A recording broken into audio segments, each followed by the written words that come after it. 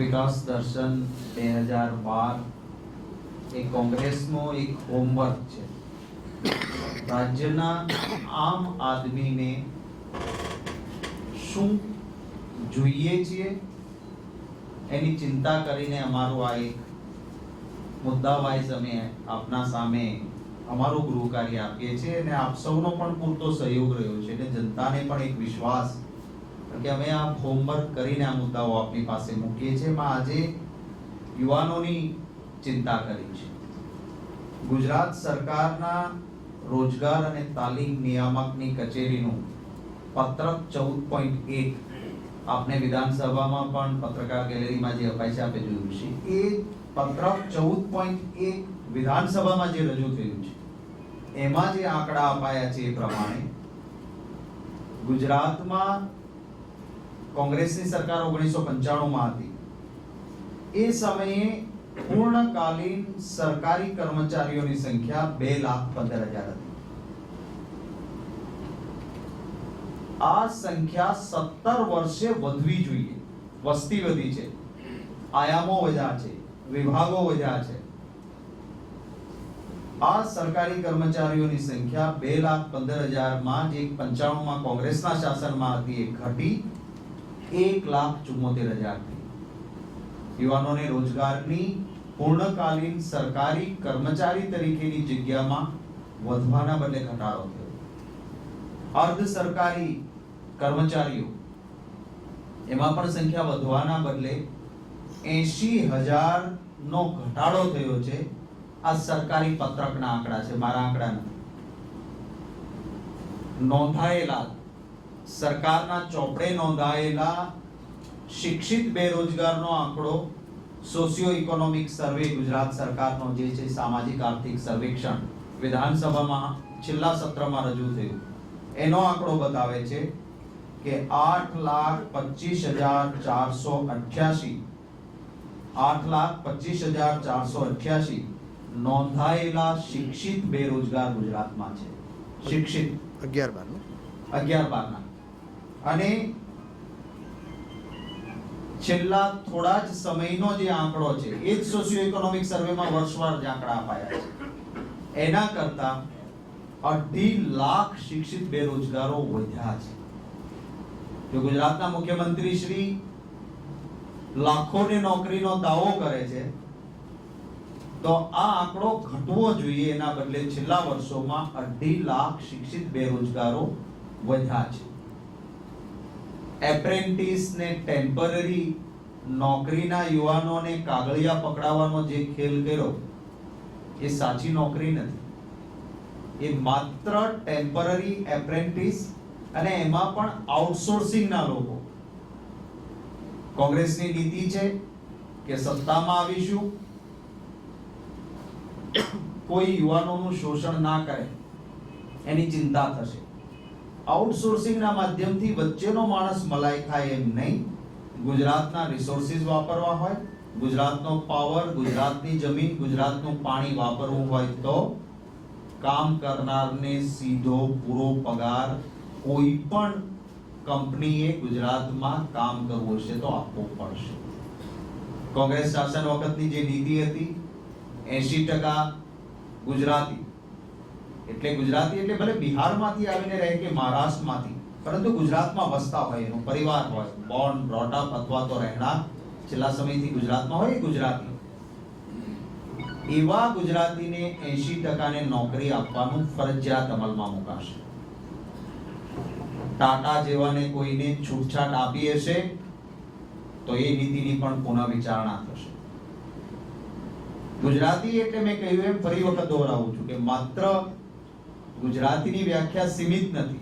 બહારથી આવીને એ વર્ષોથી રહેતા હશે એ ગુજરાતી જ હશે, પરંતુ આખો પરિવાર રહેતો હોય ઉત્તર પ્રદેશમાં કે મહારાષ્ટ્રમાં, ગુજરાતી બેરોજગાર રખડે અને મહારાષ્ટ્રમાંથી એક જણાને અહીંયા નોકરીમાં ભરતી થાય એ નહીં ચાલે. 80% સ્થાનિક ગુજરાતીને નોકરી આપવી પડશે.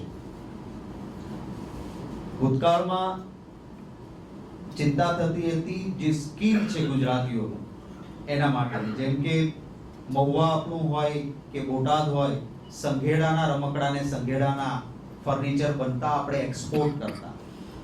શિહોર હોય તો તાંબા, પિત્તળ અને કાંસાના ઉત્તમ વાસણો બનતા. બહારના રાજ્યોમાં પણ એની માંગણી હતી. ટેરાકોટાના રમકડા બનતા, એના વાસણો બનતા, એની બહાર ડિમાન્ડ રહેતી. રાજકોટમાં એન્જિનિયરિંગના સ્પેર પાર્ટ્સ બને, એક્સપોર્ટ થાય.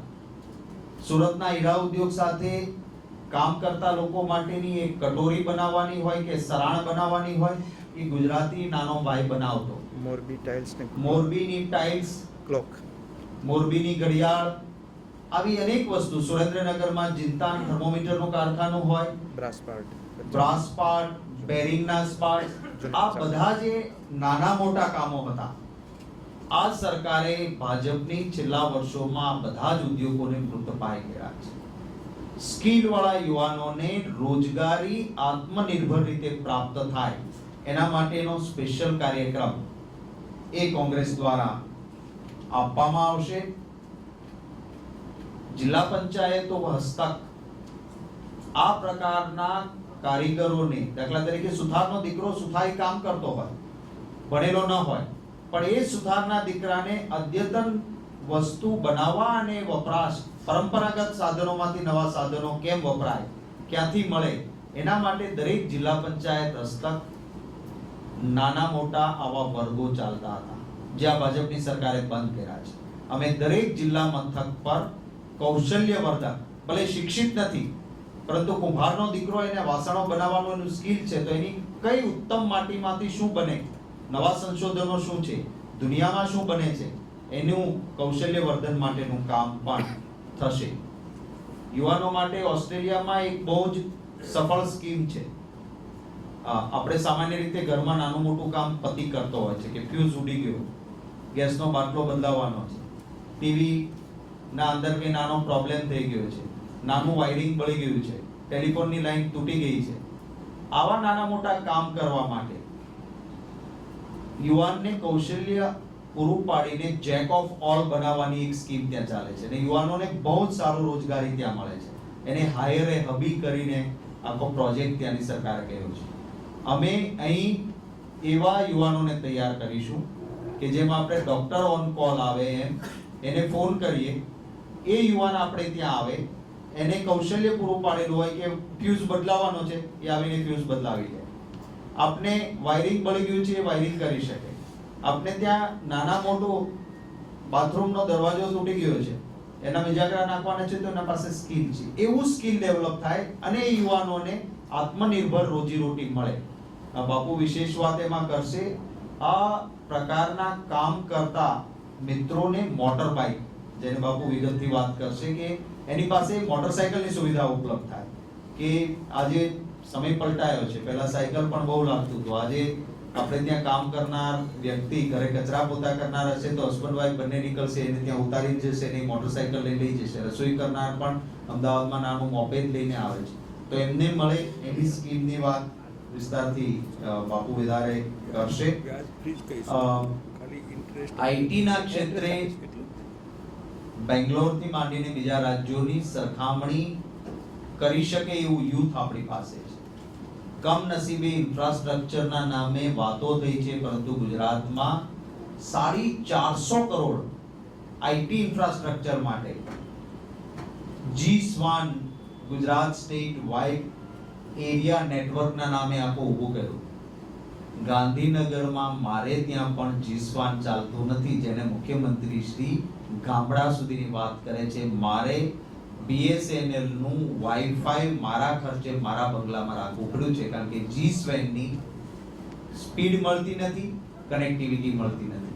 અનેક સ્કૂલોમાં જઈને મેં પૂછ્યું છે, ખબર નહીં ક્યાં એરટેલના નામે ગામડાઓમાં ડીશો ઊભી કરવાની વાત કરી. જઈએ છીએ તો ગ્રામ પંચાયતના સ્ટોરમાં ડીશો પડી છે, સાહેબ એક દિવસે આવેલું નથી. એક મોટો ભ્રષ્ટાચાર ઇન્ફ્રાસ્ટ્રક્ચર આઈટીના ક્ષેત્રમાં થયો અને વાતાવરણ ઊભું નથી થયું. અમારો પ્રયત્ન રહેવાનો છે કે ઇન્ફ્રાસ્ટ્રક્ચર એવું ડેવલપ થાય કે સ્કિલ વાળો ગુજરાતમાં ગામડામાં બેઠેલો યુવાન આઉટસોર્સિંગમાં અમેરિકાનું એકાઉન્ટિંગ કરીને ડોલરમાં પગાર મેળવી શકે એ પ્રકારનું ઇન્ફ્રાસ્ટ્રક્ચર ઊભું કરવાનું, અને એના મારફત આંતરરાષ્ટ્રીય કક્ષાએથી પણ રોજગારી પ્રાપ્ત થાય એ માટેની કોંગ્રેસની તૈયારી રહેવાની છે.